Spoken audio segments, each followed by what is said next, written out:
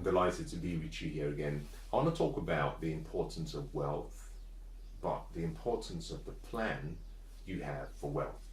Because when we talk about wealth, most people have this picture of glitz and glamour, and very few really understand that investing and creating wealth is really a result of a well detailed plan connected to a very vigorously established and executed strategy. You need a plan. If you don't have a plan, you can forget it. You need a plan if you're going to be wealthy. You must also need discipline, but also you need sacrifice. You need focus, but you need to start with a plan.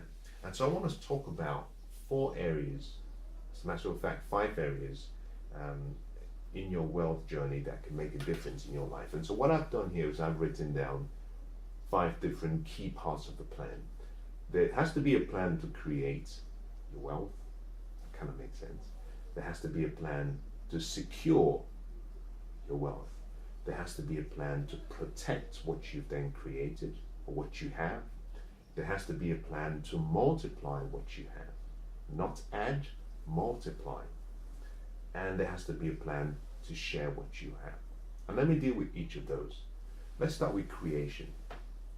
Creativity in creation means beginning. It means how you start. And how you start, in many cases, decides how you end. In many cases, not always, but in many cases. If you were to look at a 4x100 or 100-meter sprint race, and you have all the athletes all lined up, in many cases, those who start well, if they can maintain that speed, consistency, and they can push beyond their personal best, they end up with great results. How you start affects how well you finish. Usain Bolt is a great runner. Incredible runner. But one of the things we know about him is he's not a very great starter. Now, he's been working on it lately and he's getting better. But when he starts, he has to compensate for a slow start. And he's great at doing that. But can you imagine how quickly he would run if he was able to begin very quickly? It would mean that he would reach the finish line in a much shorter time than we know and that we've seen so far. So you have to begin through creation. And that happens by allowing yourself to dream, allowing yourself to imagine what you could be, do, or have. And with that can help you to start allowing that potential in you, that greatness in you, to begin to show forth itself, using you as a channel for its expression. So you've got to begin with creation. The next thing you have to do is secure what you create. And security is important. But let me take it a step back and just explain the importance of this. Although I've identified 5 different steps, they are not in chronological order. So let's make this practical. We're going to assume that that is you. And we're going to assume that you have a family.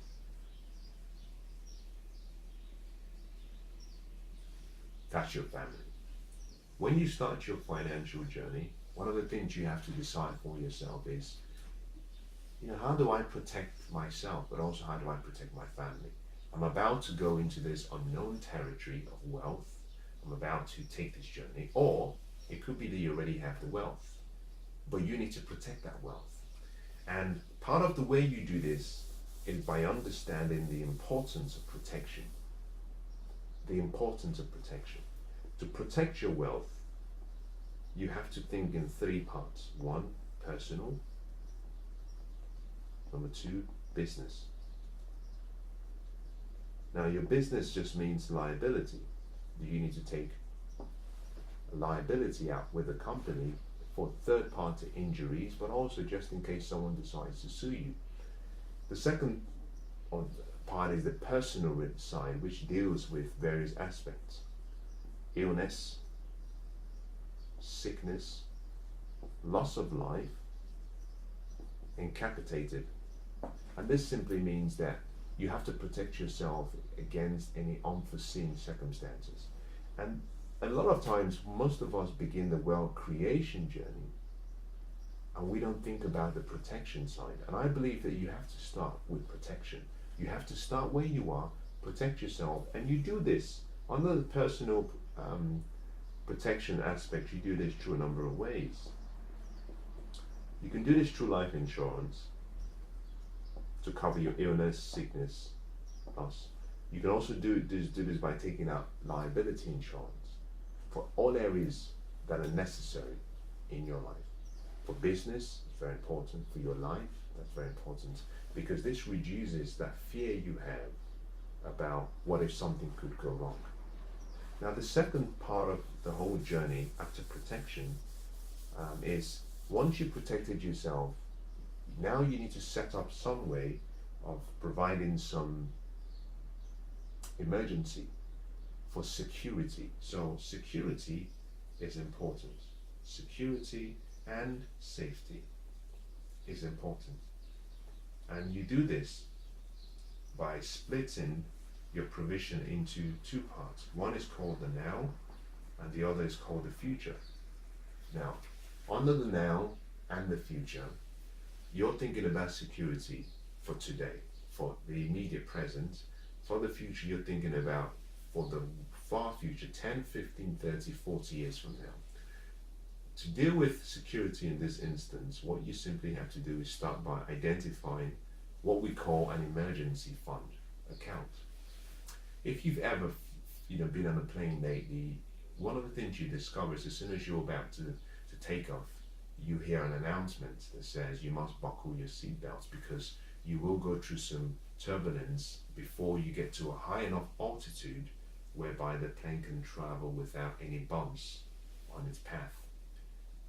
They take you through what we call an emergency procedure should something go wrong. And that's the same thing that happens here in the secure and safety side. You have to protect yourself with emergency. And for this, I would normally recommend you have between 6 and 12 months of emergency savings set aside in a safe account, in a different account to your traditional and your normal account, but set up in a place whereby you cannot regularly use the funds you have there. Now, once you've done that, then you've provided yourself with some level of security for the present. This means that you have 6 to 12 months of your expenses set aside. So if some unforeseen circumstances were to occur, it doesn't break your focus from the true vision you're trying to achieve, which could be financial freedom, or that could be a much bigger dream. By setting aside your emergency savings, you're protecting yourself. The second way of dealing with your security and your safety is through the future, and that occurs by setting aside money every month to cover the eventual unforeseen circumstances in the future. And the best way you do it is through your pension scheme. Now, let me stop and say that your pension is not an investment. It's a tax deferred savings account. What that means is that the first line from your expenses, rather than being your taxes, the first line of your expenses becomes your pension contribution, and in most companies they will match whatever you contribute. So by setting aside a portion of your salary every month to go towards your pension, then you have provided some level of security for the future. So we've talked about protection, we've talked about safety. The next thing you must look at is, once you have yourself secure and safe, you have the freedom now to go to work, to take some risks, and that comes in by deciding how you're going to create this wealth. How? This means you have to choose the investment vehicle you get to use. How do you create wealth? Now, to create wealth, you have to start by saying, what do I like? What do I have an interest in? What would I want to learn about? What would I want to know more about? Because the quality of your investments and the quality of your wealth and the longevity depends on how and where you invest. And it's incredibly important that you find an investment vehicle or path that is of interest to you, where you feel I understand what they're talking about. I have an interest in learning more, and I'm happy to talk about it. Very important. So there are various vehicles you can use, and I don't want to go into the detail in this session, but I'll give you 4 of them. The first is a business. That's how you create wealth. The second is through investing, and investing through what we call real estate or properties. The third is where you invest through paper assets, stocks, bonds, and the fourth is where you invest in commodities, any commodity you want. That's how you get wealth. You start investing.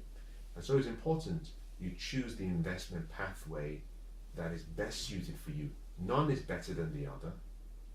The question is, does it achieve the goals you want? Some have better options than others. Some provide better leverage. Some provide lower risk. It all depends on what you want, not what people think.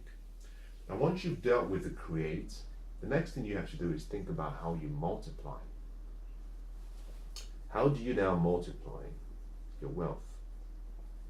And this is where the principle of compounding comes in, because you cannot add wealth. It's almost a sad thing to see where you're trying to add wealth, and that simply means save your way to wealth. You must think about, how do I multiply my wealth? How do I multiply what I have?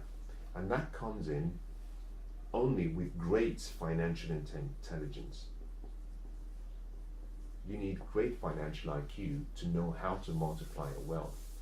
But until you learn how to multiply your wealth, you'll find that your life perhaps never reaches its true meaning. And let me give you something to think about multiplying wealth. There are 3 ways to earn money. One is you exchange time for money. The second is that you exchange money, which you've got from your time. Take a portion of that money you have and you invest it, and that money produces more money.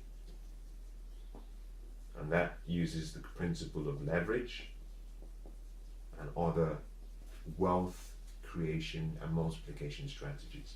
And then the third is where you get people, products, and services working for you to create more wealth.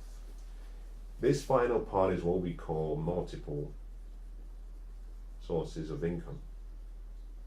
And this is where you have income coming from various places. You're using people's time, you're using people's resources, you're using people's abilities, talents, skills, and gifts to develop your dreams and goals. Very important. But until you understand the vocabulary of what I've just explained, you might find it challenging. So you have to think about multiplication. How do I multiply what I have? And if you can do this, then what you find is that the little world you're creating starts to double. Now I'll go back and give you an example of my life.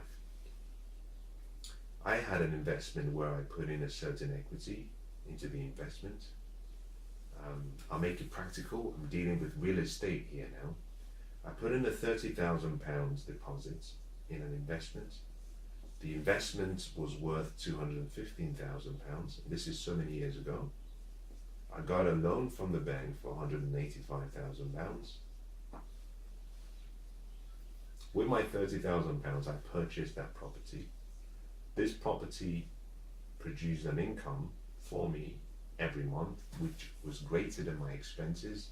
So every month I had a salary from this property. In addition to that, 2 years after I had purchased the property, I went back to the bank and I refinanced it, and I pulled back out my original equity investment. The bank was happy with that. They recalculated my mortgage, but although they had recalculated and increased my mortgage, what I was making as income was still greater than my expenses. So with the remortgaged agreement, I was still making a profit. Now, although I had taken out this original equity, this meant that I had no investment in this property and I was getting an income, but it didn't stop there. You see, in the 2-year period, the property had gone from £215,000 and had increased to £470,000, meaning that I had literally made £250,000 as the minimum on my net worth. So I now have a property worth £470,000 that pays me an income every month, but I have nothing in that money, in that investment, because my original equity, I got it back. I took the original £30,000 and I put it in a different real estate investment, and I did the same thing again. So you see, with £30,000, I've multiplied my net worth to £470,000. I still have the £30,000. I put that again in another investment. I purchased another investment, did exactly the same thing. I pulled it out from that second investment. I did the same thing, and we call that the velocity path of money, where you just, every investor, the first question they ask themselves is, when can I get my money back? It's very important, because that money is like it's like the goose, the golden goose. You want it laying eggs. So as soon as it's laid new eggs, yeah, you want to take those eggs and protect those eggs. What I did using this process is called multiplication of wealth. I took what I have, I multiplied it. I took what I multiplied it again, and I've been doing that ever since. That is the difference between adding and multiplying. It's very important. Now, it sounds easy explaining it, but I had to put in a lot of financial study, learning, analyzing deals, due diligence, to get to a point where I understood the importance and the value, but also the advantages and disadvantages of various leverage options and also various wealth building options. Let me conclude with the final part, which is how you can share it. This is the most difficult part for most people, and unfortunately this is the most important part, and this deals with how you share what you built. I believe in generosity, I believe in benevolence, and I'm inspired by some of the great men who lived, who decided before they passed away to share their wealth with other people. As a matter of fact, if you look across the lives of most people who are incredibly rich or wealthy, one of the things you find out is if the same money that they've acquired is not shared, the money in many cases will bring much sorrow to them. And so giving is important, not because it's going to bring you sorrow, but because it's so great to give. The opportunity to make a difference in someone else's life because of the grace and favor you found, I think is incredible. One of life's best experiences. To sit back and say, I have the ability to help someone else make their dreams a reality, I think it's such a gift. So you have to have a plan of how you give, because you have to use the same entrepreneurial approach as you would in a business with giving. I've seen a lot of people simply just give handouts. You walk out of the station, you see a beggar and you give him £10. There's nothing wrong with that, but the question is that helping or is that killing him? And one of the important things to recognize is the fact that in some cases, the good deed that you might have in mind could be causing more harm than good. And this is where the entrepreneurial approach comes in. You have to qualify who you're giving. You also have to qualify where you're giving, what you're giving. I like to use the example of a seed and a soil. You have to qualify the soil. You have to check and make sure the soil is good, because sometimes giving money is not the best gift. You may want to give more time and attention, talk to people. You might also want to give the wisdom and the knowledge you have. I don't like to give people fish. I like to say, don't give me fish. Just tell me the ocean where you're catching the fish in, and give me some equipment and take me there when you're going next time, so I can catch some fish for myself. And I think that's the best thing to do. You see, if you give someone fish, you feed the individual. If you teach them how to fish, you feed a whole community. And it's important you understand that, but it has to be a plan. So 5 things we've talked about: to create, to secure, to protect, to multiply, and to share your wealth. If you can understand all those particular aspects, then you've increased your chances of becoming wealthy by a long margin.